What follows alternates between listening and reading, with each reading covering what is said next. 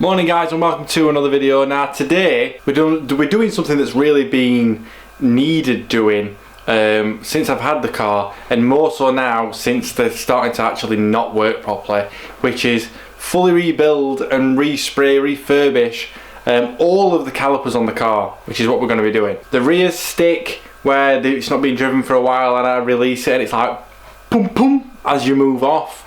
And the fronts are getting to a point where I'm pulling up somewhere and one side's getting really hot, and I know it's because they're not releasing the pads properly. And we've got some nice PBS brake pads on there, so I don't really want to be wearing them down unnecessarily. So let's not muck about, let's get outside. Front's already jacked up, crack the wheels off and start taking them dirty old calipers off. Dirty!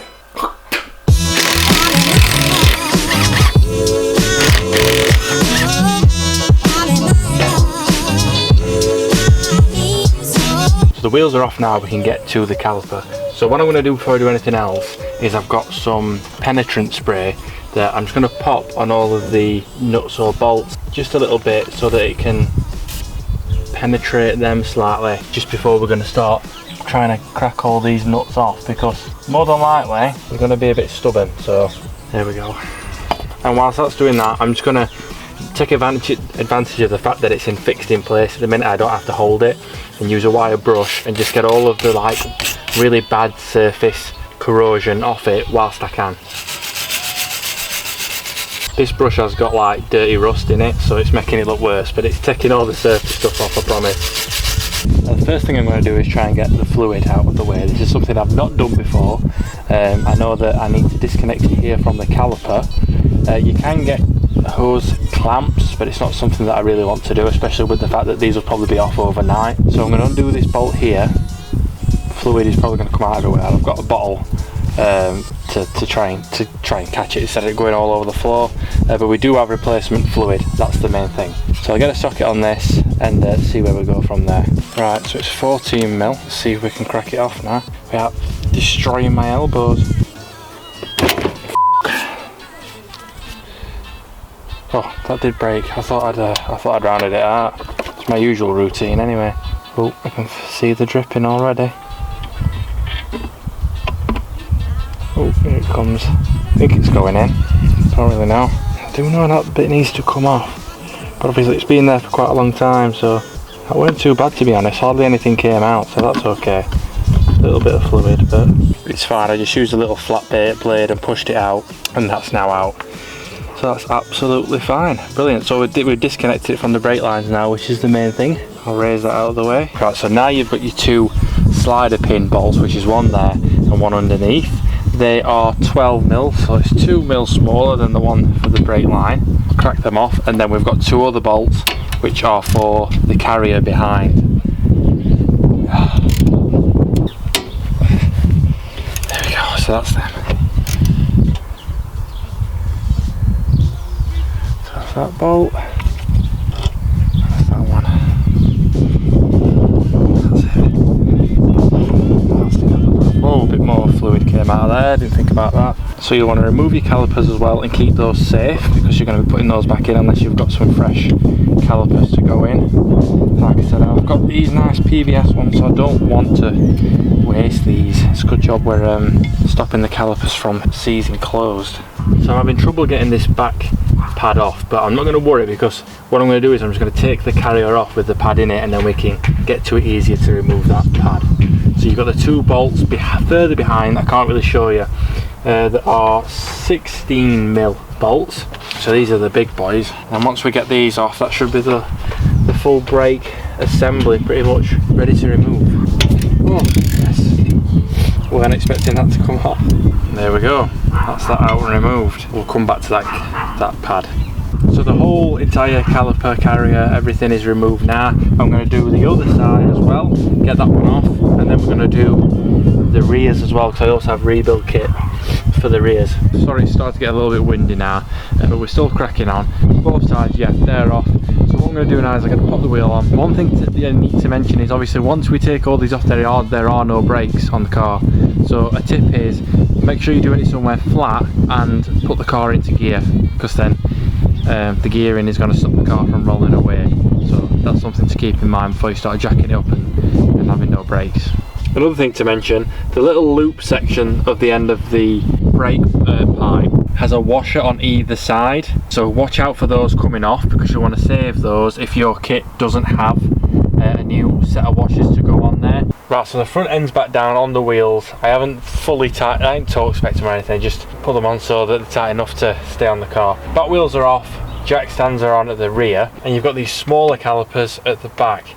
Now, there is the handbrake cable that runs at the back here, which I'm not sure how that's going to separate. So we'll start with the basics. We'll take the slider pins out first, then look at the carrier, because I know there's tension on the cable. So if we take the carrier off and then it releases it, then maybe it's going to be easier to take off. I don't know. We'll find out. I've put some penetrator on all the bolts again, and I've scrubbed them all down with a wire brush, same as the front. So let's just try and crack them off, shall we? Oh no, we're going to do the brake line first, which this one's actually on top. Which, will it make it easier? I don't know. We'll find out.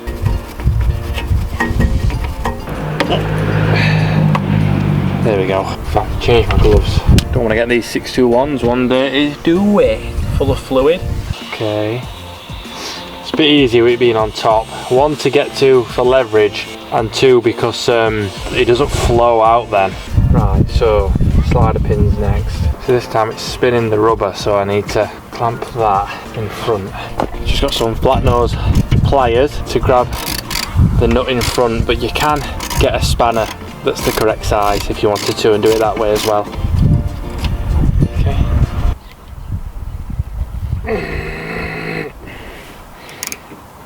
It's just not getting any looser.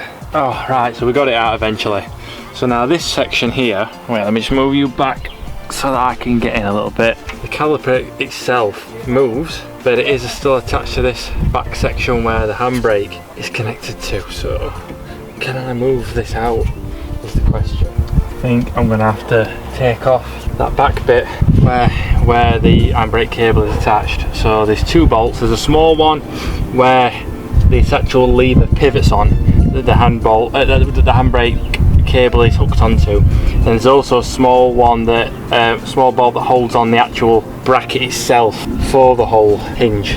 That's really hard to explain and probably hard for you to understand, but when I get this out of the way you'll probably understand it a bit better. Okay, so I was wrong.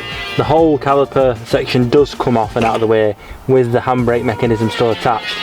So at least now we can see these and get to them to release it.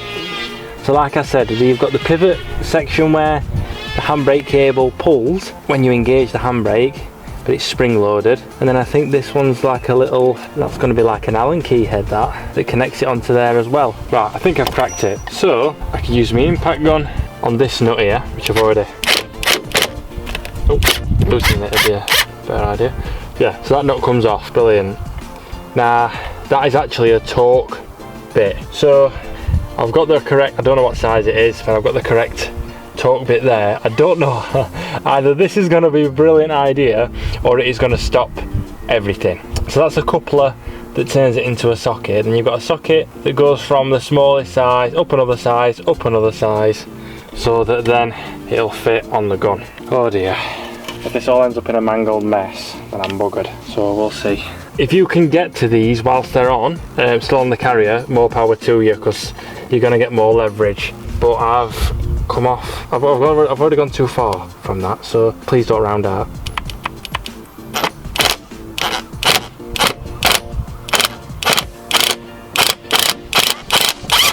Oh yes, brilliant.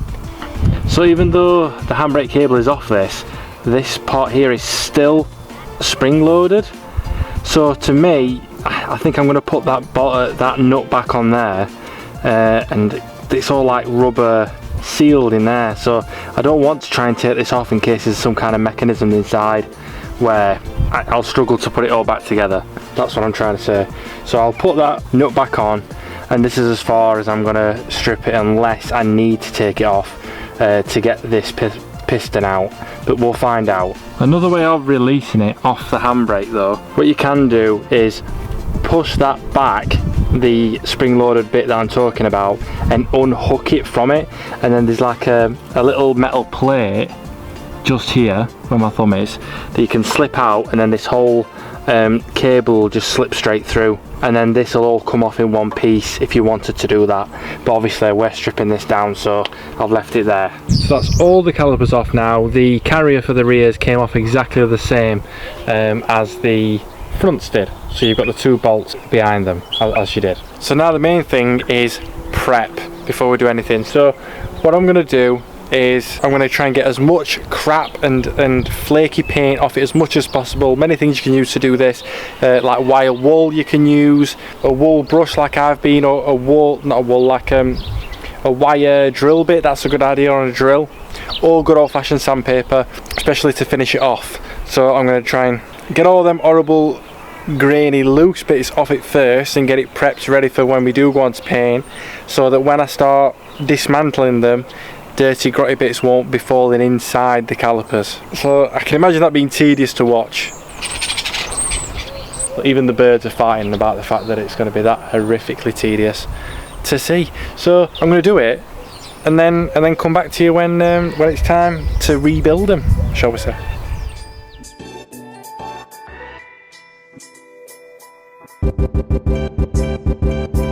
Right, so it's the next day. All of the calipers and the carriers have been, I basically went round them with the drill, with the wire bit. It's took ages, but it's like, what time are we on now? Like 2:05, flipping heck. So we've got the fronts and the rears to do the rebuild on. I'll start with one of the fronts, I'll show you how to do it, and then I'll do a rear and show you how to do it, and then obviously I can just do the others in my own time, and then they'll be ready for paint. Or it might be a case of they get stripped, then painted, then put back together. I don't know, we'll find out looking at them and where the rubber seals go and all that kind of stuff. This is probably the best time to check that your bleed nipple isn't blocked or anything like that, because mine has been in the past and eventually it burst through and it was fine to bleed, but it can be one thing that's quite, oops, I need an adapter. Sorry guys, I've decided to do this in my kitchen so that when I'm outside with the wind and the cold and when I'm trying to do things fiddly, but I'm quite tight squeezed in my kitchen here instead. Good job I've got an understanding wife. Okay, so let's have a look. Oh, flipping heck. Wow. Yeah, I'm not looking forward to doing that 4 times. Yeah, so just make sure it's not blocked. I haven't got any compressed air or anything, so I don't really know what else I can do other than wipe it down, which is what I'm going to do, to be fair. If you're feeling confident enough you can blow through it, but that's never fun. Oh yeah, there's like a tiny hole there in the white bit, which is probably meant to be silver, but yeah, make sure that that's not blocked. Now this is the bit I'm not very confident with, which is the fact that the piston needs to come out. You can use compressed air if you like at a garage and you've got something that can make it airtight and shoot it through, but we don't have that, so I'm going to need to put something in here and pretty much knock the piston out. So let's see how far we get with that. Oh, and I've just poured fluid everywhere, which is brilliant. Right, I don't recommend you do this, but it seems to be working for me. One way you can help get this piston out is by actually pumping the pedal whilst it's still on the car, and it'll push it out, and then obviously when you remove it, it's nearly all the way out. There's another way where you use a punch, and you put a punch into here, which I don't have a punch, I've only got this small extension, which is only up from a cheap kit, so I don't mind so much, so I won't recommend using one. But yeah, you're better using a punch or using the other method I mentioned, and eventually then it is slowly knocking this piston through. I've already smacked my thumb once, so just be careful if you're having to do this. It's coming really slowly, but it is.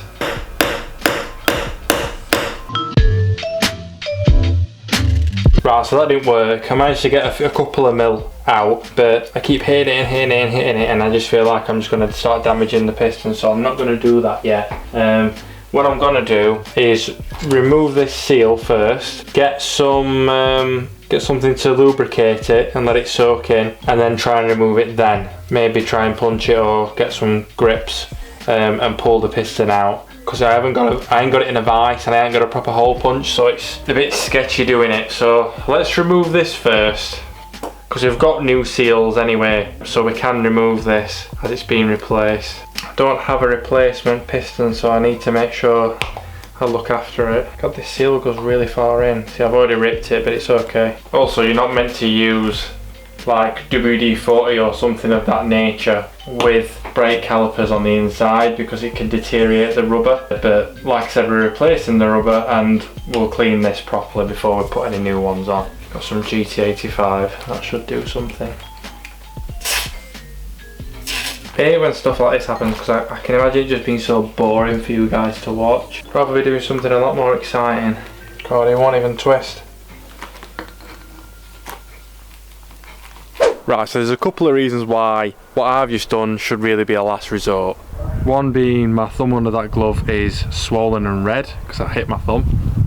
And two being that's the back of the brake piston. So luckily that should still hold pressure from the brake fluid, which it must do, because the way I had to get that out was to connect all of the calipers back up to the car, start the car up, pump the brake pedal, keep topping up the brake fluid, pumping the brake pedal, so that the pressure pushed all of the pistons out. Now the rears were near enough falling out, they were just sat in the rubber boot and that's it. That one that was stuck still wasn't coming out, so I had to get a couple of tools from my dad's that clamps the brake pipes without damaging them. Luckily we're only for a short space of time anyway, so that all the pressure went to that piston, which then eventually popped straight out and all the fluid came out. So it's good that we've got a lot of fluid ready to do a change. So yeah, if I were you, I'd do that method first. Get the caliper off the disc with the pads out, and then just pump them all at the same time so that they all come out. Anyway, enough messing about. Let's carry on, because I've taken the piston and all the seals out of a front and a rear, so now I know what to do, so I can show you how to do that. Let's have a look. So let's start with the other front one first. Luckily this is the one that was giving me a lot less jip. So there might be some fluid that comes out of this. I'm just going to pull this piston out over here so it don't go all over the table. Yeah, so that's the piston off. It doesn't look that bad, to be fair, so that's quite good, because we're keeping these pistons because I don't have replacement ones. I'm just going to get rid of that fluid as well. Okay, so there's going to be two seals. Well, one seal, which is like an O-ring inside, then you've got this rubber dust boot that needs to come off as well. This were an absolute nightmare on the other one, so hopefully this one will come out a bit easier and not be as corroded. But first let's get the little O-ring out from inside, which you can use a flat blade, or if you've got one of those little pick tools that you can get that's at an angle, that's even better. But I don't think I have any of those at the minute, so we're just going to use this and be careful about it. Oh, nearly had it. There we go. And then that should be, oh god, right, okay, forget about that, it's gone. Don't need it. Get out of here. Nah, it's for the actual boot itself. Let's see if we can get this off without ripping it to shreds like we did with the other one. Come on, it's so corroded. I'm going to have to face it towards me. Definitely gonna snap. Oh, we got it. Oh, I'm so lucky. Yeah, because there's bits of rust in the side, in the little groove where this is, which we're gonna need to clean out to help the new dust boot sit in there. Now the rear is a little bit more peculiar, I think. So that's the piston already popped out, and you've got this little spline section on the inside there. So we'll put that aside for a second and we'll come back to that. You've got your rubber boot, which these come out loads easier than, there we go, on the front, probably because they get used less. And then you've still got the little O-ring there, so we'll lift that out, and that's that. So that's the O-ring done. Easy. Now this comes with replacement pistons, this kit, but the piston that I've got inside in the house is just completely hollow, so this bit must transfer over. So if we move the caliper aside a second, let me just wipe up more of this. Now inside there's a little, I forgot what it's called, it's like a pressure pin, which will have an opening on one edge, and you have to apply the pressure, which is quite fiddly because there's a washer underneath it, and you've got to make sure you don't damage that washer, so don't push in too deep when you're doing this. I nearly had it. Again, if you had a little hook tool, that would probably be beneficial. Here we go, it's going to pop out. Pull up. Hey, caught it that time. Yeah, it's like a little horseshoe shape like that, look. And then, if you want to be careful, because some more fluid's probably going to come out, you've got this layer of washers here. Now, there's two flat ones, and then like a bendy one with three little pinpoints on it, so you want to keep that as is. Try and remember they're facing down, those indentations facing down. Don't know if it makes a difference, but that's just something I'm going to try and remember. And then looking inside, you can see there's like some tiny bearings in there, and this section needs to come out, which I also found out is just ever so slightly like rubber pressurized. So very carefully, without damaging the splines, you can get some long nose pliers and pull that straight out, which I don't know if you can see in there, but it's quite gunky. So we'll give all that a nice wipe down as well before we carry on putting it into the other piston.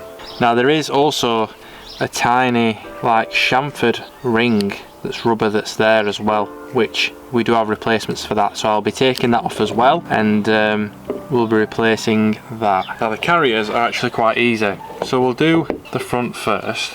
I've put these bolts back in just to make it easy to remove these slider pins, so if you want to pull it out a bit and then remove the rubber off the pin, that comes straight out. Look how dark and disgusting that lubricant is, so put some fresh grease on that when we put them back in. And then the boot just comes off as well, which I think we've got replacement ones of these, like so. And then for the rear carrier, same again. Oh, well, my pins fell over. Brilliant. Oh well, they're getting cleaned. God, that one's crusty. Well, I think I'll give that one a bit of a wire brush before I put another boot on it. But yeah, I'm just wiping them down so they don't have any of the old grease residue on them, ready to go back on. God, that's bright. So anyway, I've brushed them all down with a toothbrush just to get all the last bits of dust off. They're now all masked up and I've hung them up ready to spray. So I bought a kit on eBay for caliper respraying, which is a red primer, a red paint and a clear. We don't need a white because I've got white decals to go on the Type R sections, and then we're going to go over it with clear. So thin coats and many of them is better than thick coats and less of them, because you're going to get runs. So let's not waste any time and crack on with getting some primer on these ready to go.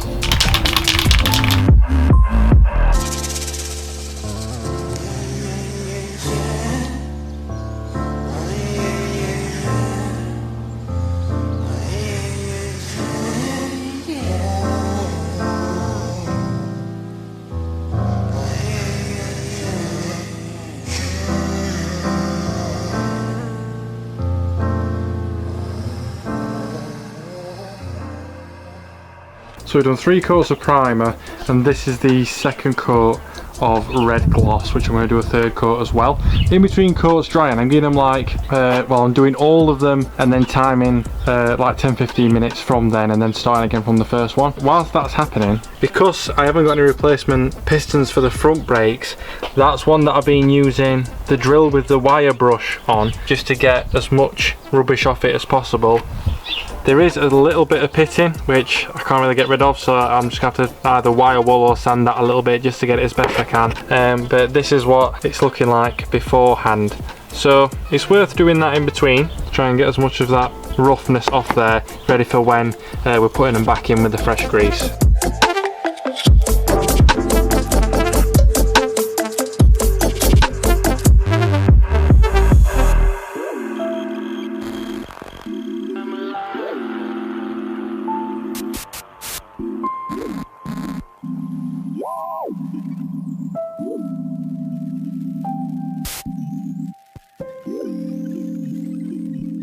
Car were meant to be going and having its valve clearance done today. That had to be cancelled, and it's doing something tomorrow. So I'm knuckling down to get this done tonight.